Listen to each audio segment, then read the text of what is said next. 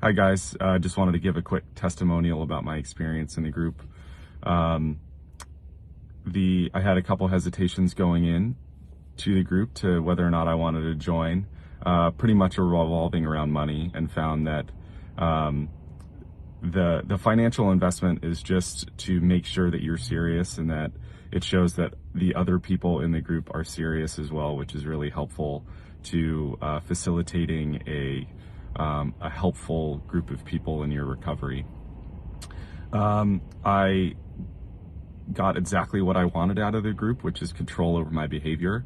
I also learned a lot about lifestyle modification and building healthy habits.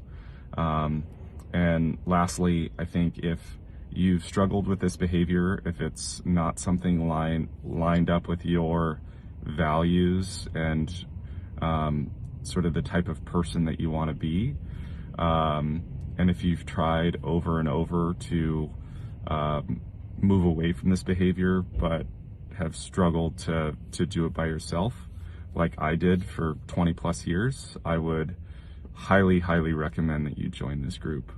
I think it's the best investment that I've made in myself. So hope that you do the right thing for you, whatever that may be. Yeah, that's it. Take care.